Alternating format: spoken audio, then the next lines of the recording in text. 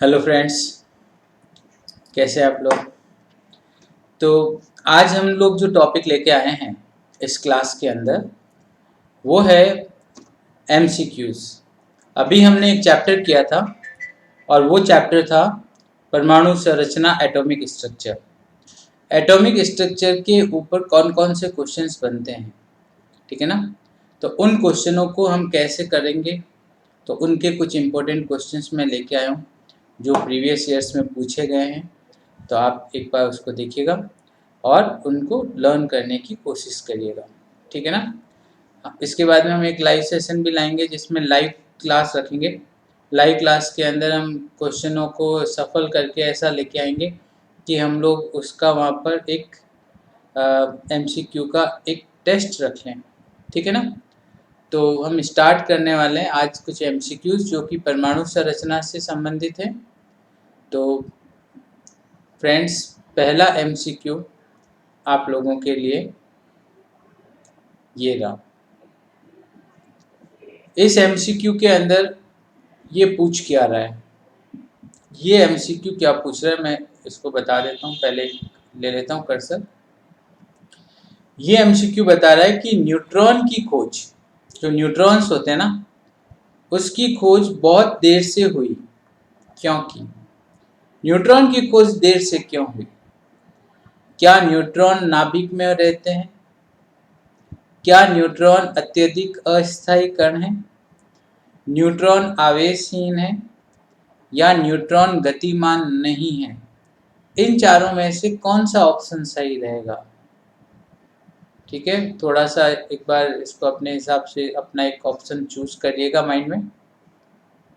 तो मैं बता दूं कि न्यूट्रॉन की खोज बहुत देर से हुई क्योंकि न्यूट्रॉनों पर कोई आवेश नहीं था। एनोड और कैथोड मतलब इलेक्ट्रॉन और प्रोटॉन, इनकी जो खोज है वो पहले हो गई थी क्योंकि उन पे आवेश थे, ठीक है। तो जनरली आपको पता है कि प्रोटॉन पे धन आवेश थे, इलेक्ट्रॉन पे ऋण आवेश थे, इसलिए आवेश होने के कारण उनकी खोज पहले हो गई। जबकि न्यूट्रॉन पर कोई आवेश नहीं था मित्रों, इसलिए इसकी खोज बाद में हुई। ओके, क्लियर है। चलिए नेक्स्ट क्वेश्चन है ये आपकी स्क्रीन पर। ओके, चलिए ये क्वेश्चन क्या कह रहा है कि एक परमाणु के नाभिक में, मतलब जो एक परमाणु है, एक एटम है, उसके न्यूक्लियस में उपस्थित मूल कण है, उसके नाभिक में कौन कौन से कण हैं जो उपस्थित होते हैं? केंद्रक में कौन से मूल कण होते हैं किसी भी परमाणु के? अल्फा कण इलेक्ट्रॉन, न्यूट्रॉन और प्रोटॉन, न्यूट्रॉन और इलेक्ट्रॉन, इलेक्ट्रॉन न्यूट्रॉन और प्रोटॉन। इसका सही उत्तर क्या है पहले आप उसे अपने दिमाग में क्लिक करिएगा। ठीक है, कर लिया। चलिए अब मैं बताता हूँ कि हर एक परमाणु के नाभिक में, ठीक है, एक धन आवेशित कण होता है जिसको हम प्रोटॉन कहते हैं और एक आवेशहीन न्यूट्रॉन होता है, और ये दोनों ही मिलकर उनका परमाणु भार मतलब एटॉमिक मास बनाते हैं या उसका मास नंबर बनाते हैं। तो राइट आंसर होगा कि नाभिक में न्यूट्रॉन और प्रोटॉन दोनों पाए जाते हैं, ठीक है, और उसके चारों तरफ इलेक्ट्रॉन एक निश्चित कक्षा में गति करते हैं। ये पढ़ा था हम लोगों ने। और अगर आपने पहले वाली मेरी क्लास नहीं करी है तो वो बिल्कुल ज्वाइन करिए, उसको पढ़िए, ठीक है। परमाणु संरचना की मैंने 2 क्लासें ली है जिसमें पूरी थियरी कराई है। तीसरी क्लास है जिसमें मैं एमसीक्यू करा रहा हूँ। और दूसरा, आप मेरी क्लास को सब्सक्राइब करना ना भूलें। सब्सक्राइब कर लीजिएगा, बेल आइकन दबा दीजिएगा, जिससे क्या होगा कि मेरे नोटिफिकेशंस आप लोगों को मिलते रहेंगे। और अभी मैं क्या कर रहा हूँ कि इसमें आरपीएससी यूपीएससी की क्लासेस ले रहा हूँ, ठीक है ना। तो ये क्लासेस जो इसमें मैं ले रहा हूँ वो भी हो रही है, और साथ में अगर कोई टॉपिक आपको पहले करना है आरपीएससी यूपीएससी का तो आप मेरे को कमेंट बॉक्स में कमेंट करके लिख दीजिएगा, ठीक है। तो मैं बिल्कुल उसमें कर दूंगा, पर विद इन ए वीक लिख देना। उससे ज़्यादा होते ही फिर बहुत सारी क्लासेस निकल जाती हैं तो वो कमेंट देख नहीं पाता, ठीक है। तो अब ये देखिएगा आप, कैथोड किरणें हैं। कैथोड किरणें क्या होती हैं? प्रोटॉन होती हैं, इलेक्ट्रॉन होती हैं न्यूट्रॉन होती हैं या अल्फा कण होती हैं? क्या होती हैं कैथोड किरणें? सोचिए, दिमाग में एक आंसर को क्लिक करिए। मित्रों, कैथोड किरणें नेगेटिव चार्ज्ड इलेक्ट्रॉन होती हैं। क्या होती हैं? नेगेटिवली चार्ज्ड इलेक्ट्रॉन होती हैं। समझ गए? चलिए अगला क्वेश्चन है कार्बन। आपको पता है कि हमेशा हम लोग कार्बन के यहाँ पर जो ऊपर लिखते हैं, जो भी कोई भी जैसे एक एटम है, इसके अंदर हमने जो चीज़ यहाँ लिख दी ऊपर की तरफ, या जैसे हमने यहाँ पे 12 लिख दिया, तो ये इसका मास नंबर हो गया, मतलब द्रव्यमान संख्या। क्या हो गई? द्रव्यमान संख्या हो गई। ठीक है, तो इसको तो हम क्या बोलेंगे? द्रव्यमान संख्या। अब द्रव्यमान संख्या जो होती है मित्रों, ये चीज ध्यान रखना, ये इसको हम A से रिप्रेजेंट करते हैं और ये बराबर होती है प्रोटॉन प्लस न्यूट्रॉनों के। ठीक है ना? तो अब इन्होंने द्रव्यमान संख्या तो हमको दे दी कि भाई द्रव्यमान संख्या 12 है। ठीक है, अब आपको इसमें ये बताना है कि न्यूट्रॉनों की संख्या कितनी होगी। तो इसके लिए आपको ये पता होना चाहिए कि कार्बन का एटॉमिक नंबर कितना होता है, परमाणु संख्या कितनी होती है, और जो संख्या होगी वही इसकी प्रोटॉनों की संख्या और परमाणु संख्या समान होगी, 6। ठीक है, तो अब इसमें हम ये देखते हैं कि कितने न्यूट्रॉन होंगे। अगर ये 6 है और यहाँ टोटल 12 है, तो यहाँ पर क्या आएगा? यहाँ पे क्या आएगा? ऑब्वियसली 6 + 6 12 होगा, तो यहाँ क्या आ जाएगा? यहाँ पे 6 आ जाएगा। आपके क्या आ जाएगा? 6 आ जाएगा। 6 + 6 12। ओके, तो राइट आंसर क्या हो गया? न्यूट्रॉनों की संख्या पूछी है इन्होंने, तो वो कितनी होगी? 6 होगी। कितनी होगी? 6 होगी। क्लियर? चलिए नेक्स्ट क्वेश्चन हम जो ले रहे हैं वो ये है, हीलियम एक एटम होता है जिसके नाभिक में होते हैं, जो हीलियम है उसका न्यूक्लियस। ठीक है, उस न्यूक्लियस में क्या होंगे? 4 proton 4 neutron, 2 neutron 2 proton, 4 proton 2 electron क्या होंगे? तो आपको पता है हीलियम का एटॉमिक नंबर कितना होता है? हीलियम का एटॉमिक नंबर, परमाणु संख्या कितनी होती है? Z कितना होता है? 2 होता है, और जो Z होगा वही प्रोटॉनों की संख्या होगी। क्या होगी? वही प्रोटॉनों की संख्या होगी। तो यहाँ पर हीलियम के अंदर Z कितना है? 2 प्रोटॉनों की संख्या 2 है।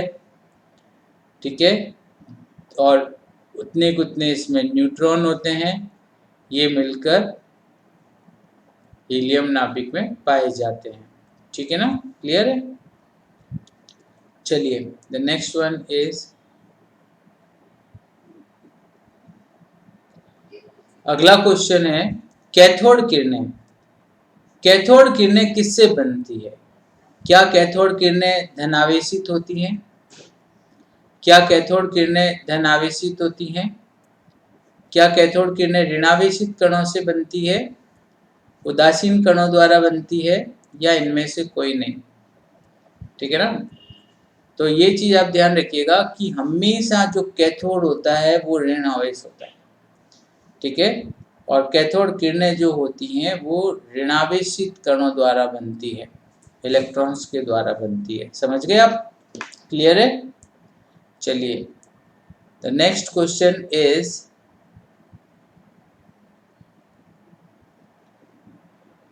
एनोड किरणों की खोज किसने करी? जो एनोड किरणें होती हैं, हमने देखा था कि कैथोड किरणें तो ऋण आवेशित होती हैं, तो एनोड किरणें धन आवेशित होंगी। अब एनोड किरणों की खोज किसने करी? गोल्डस्टीन ने, जे स्टोनीले ने, रदरफोर्ड ने या जे थॉमसन ने। ठीक है, तो इसमें से राइट आंसर क्या होगा? पहले एक बार क्लिक कर लीजिए अपने दिमाग में, फटाफट करिएगा, ऐसा नहीं है टाइम लगाओ। एनोड किरणों की खोज मित्रों गोल्डस्टीन ने करी थी। ठीक है, और जे थॉमसन ने कैथोड किरणों की खोज करी थी। किसकी खोज करी थी? कैथोड की। ठीक है, रदरफोर्ड ने स्वर्ण पटलिका के ऊपर प्रयोग करा था। पढ़ा था ना आपने रदरफोर्ड का एक्सपेरिमेंट। ठीक है, चलिए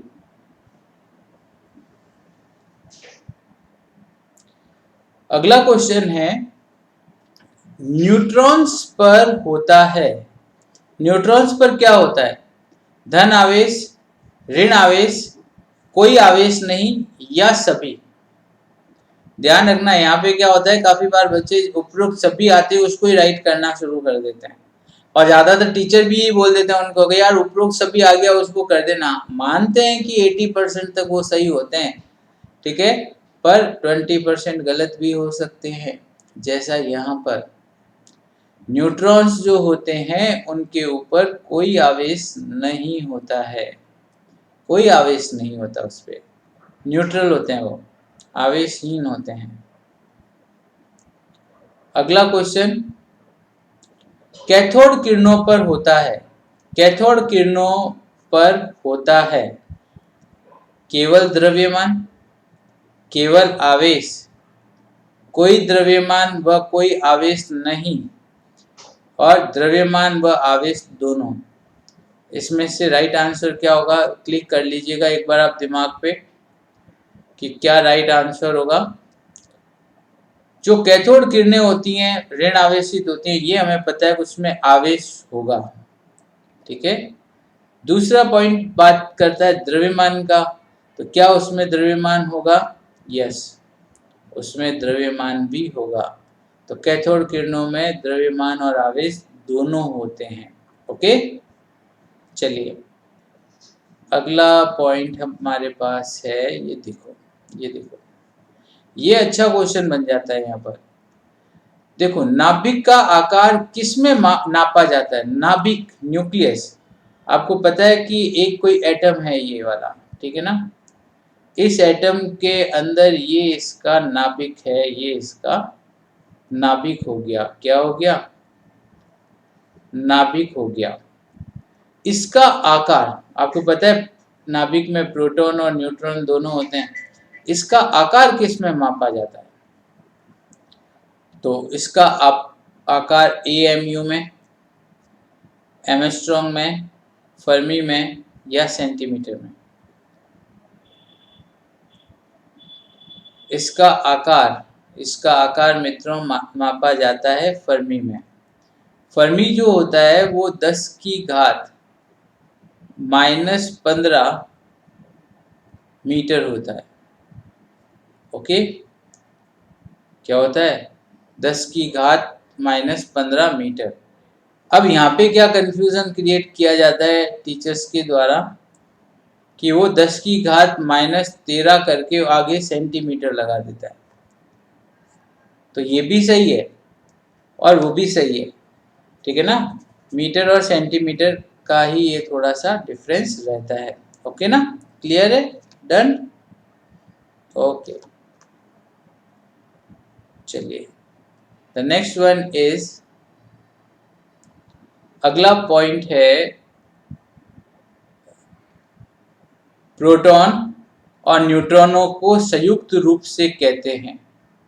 अब आपको पता है प्रोटॉन कहाँ होते हैं, न्यूट्रॉन कहाँ होते हैं। अब जब ये दोनों मिले हुए हों तो इसे हम क्या कहेंगे? न्यूट्रॉन, पॉजिट्रॉन, मेसॉन या न्यूक्लियन, क्या कहेंगे हम? सोच लिया? चलिए, प्रोटॉन और न्यूट्रॉन को संयुक्त रूप से मित्रों हम न्यूक्लियन कहते हैं, क्योंकि ये न्यूक्लियस में पाए जाते हैं।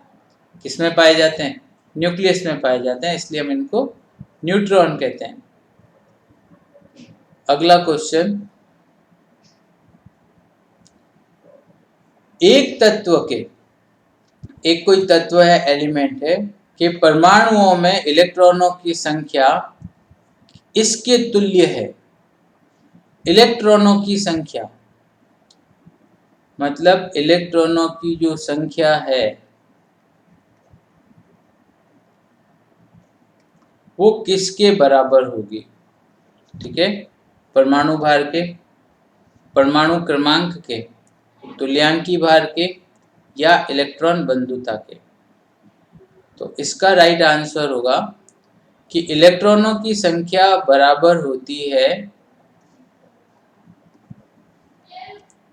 प्रोटॉनों की संख्या के।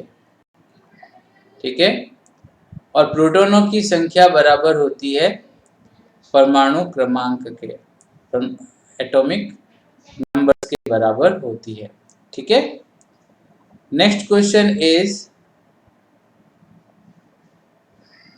ये अगला क्वेश्चन आप लोगों के लिए है। ये क्वेश्चन ये बता रहा है कि तत्व जिसका परमाणु क्रमांक, ठीक है ना, जिसका Z 25 है, परमाणु भार एटॉमिक मास A 55 है, तो उसके नाभिक में, उसके केंद्रक में क्या होगा? तो अब आपको पता है कि परमाणु भार जो होता है वो बराबर होता है परमाणु क्रमांक या प्रोटॉनों की संख्या के प्लस न्यूट्रॉनों की संख्या के होता है। अब आपको A दिया हुआ है, A गिवन है, Z दिया हुआ है, आपको N ज्ञात करना है। ठीक है, तो आप क्या करोगे, आप क्या करोगे, इस Z को इधर ले आओगे, तो N बराबर क्या हो जाएगा, N बराबर क्या हो जाएगा, A माइनस Z। A कितना है 55, Z कितना है 25, तो N कितना हो गया 30, मतलब न्यूट्रॉन हो गए 30। तो मतलब 25 तो प्रोटॉन हो गए और 30 न्यूट्रॉन हो गए। तो right answer this one. Okay, clear?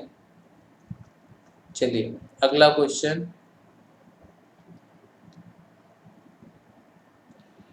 परमाणु का द्रव्यमान, परमाणु का जो मास है किससे बनता है? द्रव्यमान में क्या क्या चीजें हम इंक्लूड करते हैं? न्यूट्रॉन और न्यूट्रिना, न्यूट्रॉन और इलेक्ट्रॉन, न्यूट्रॉन और प्रोटॉन, प्रोटॉन और इलेक्ट्रॉन। परमाणु भार, मास नंबर, द्रव्यमान संख्या किससे बनती है? तो द्रव्यमान संख्या जो है वो मुख्यतया बनती है न्यूट्रॉन और प्रोटॉन को मिलाने से, जो हमने प्रीवियस क्वेश्चन में डिस्कस किया था। ओके, अगला पॉइंट आता है, वो ये है कि एक तत्व का परमाणु क्रमांक, एक तत्व है, कोई भी एलिमेंट है, उसका परमाणु क्रमांक जो है वो निरूपित करता है, किस चीज को निरूपित करेगा? परमाणु क्रमांक किसके बराबर होगा? नाभिक में न्यूट्रॉनों की संख्या के, नाभिक में प्रोटॉनों की संख्या के, तत्व का परमाणु भार, तत्व की संयोजकता। क्या होगा सही उत्तर? एक तत्व का परमाणु क्रमांक हमेशा प्रोटॉनों की संख्या के बराबर होगा। ठीक है, तो राइट आंसर कि नाभिक में प्रोटॉनों की संख्या उसका परमाणु क्रमांक, परमाणु संख्या कहलाएगी। समझ गए? चलिए अगला, अगला क्वेश्चन यहाँ पर देखिएगा, क्वेश्चन ढंग से पढ़िएगा। 26 इलेक्ट्रॉन है, ठीक है ना, इलेक्ट्रॉन कितने हैं 26, परमाणु भार A कितना है 56, ठीक है, तो परमाणु के नाभिक में न्यूट्रॉनों की संख्या होगी। आपको क्या ज्ञात करना है? न्यूट्रॉनों की संख्या। ठीक है, हमें पता है कि इलेक्ट्रॉन और प्रोटॉन के नंबर बराबर होते हैं। क्या होते हैं? इलेक्ट्रॉन और प्रोटॉन के नंबर बराबर होते हैं तब भी तो हर परमाणु उदासीन होगा। तो प्रोटॉनों की संख्या भी 26 होगी, इलेक्ट्रॉनों की संख्या भी 26 होगी। अब न्यूट्रॉन को ज्ञात करने के लिए मैंने आपको क्या बताया था, A माइनस पी। ए कितना है 56, पी कितना है 26, तो n कितना होएगा 30। कितना होएगा 30। समझ गए? न्यूट्रॉन का नाम लेने से डरने की जरूरत नहीं है, या इलेक्ट्रॉन का नाम लेने से डरने की जरूरत नहीं है, क्योंकि इलेक्ट्रॉन और प्रोटॉन की संख्या समान होती है। आप एक बार मेरे उस चैप्टर को देखना जो मैंने थियरी में कराया, आपको ये सारी चीज़ें वहाँ डिटेल में समझाई गई है। ठीक है,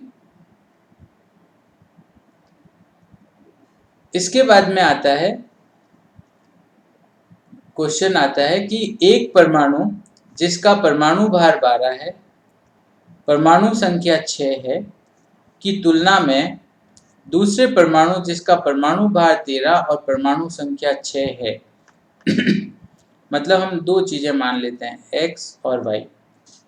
एक का है 12 और एक 6, एक का है 13 और एक 6, ये 13 और 6।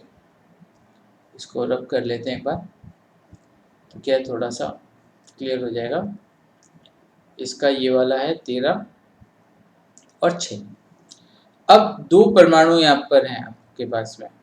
अब इसमें अपन को क्या देखना है कि जिसका परमाणु क्रमांक 6 है, मतलब वो तत्व तो एक ही हो गया, परमाणु तो एक ही हो गया, और 6 जिसका होता है वो हो गया आपका कार्बन। ठीक है, अब परमाणु भार एक का 12 और एक का 13 है, तो 6 + 6 12 होगा और 6 + 7 13 होगा।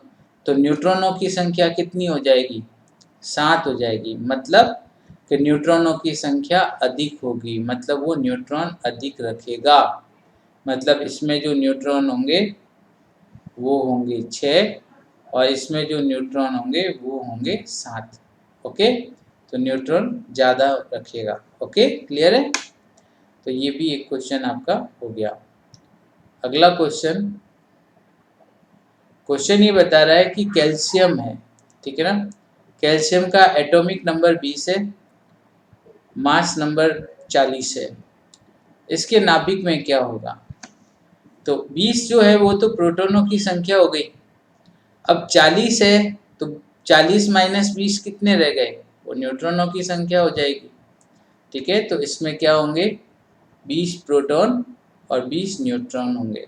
क्या होंगे? 20 प्रोटॉन और 20 न्यूट्रॉन होंगे। ठीक है, तो ये हो गई आपके आज इम्पोर्टेंट क्वेश्चंस की क्लास। ठीक है, तो इसको एक बार आप तैयार करिएगा और आने वाले एग्ज़ाम में हम यही सोचते हैं कि ये क्वेश्चन आपको वहाँ देखने को मिलेंगे। ठीक है ना, और आप इसको अच्छी तरह से तैयार करेंगे। ठीक है ना, और इससे हमको पता चल जाता है कि क्वेश्चन का पैटर्न क्या होता है। पैटर्न हमको पता चलना बहुत ज़रूरी होता है मित्रों। ठीक है, तो पैटर्न समझ में आ गया, इस तरह के क्वेश्चन आएंगे। अब ध्यान रखिएगा, जनरल साइंस के क्वेश्चन हैं NCERT में से ही पूछे जाते हैं। ठीक है ना, तो आप बिल्कुल इसको तैयार करिएगा। Okay, bye.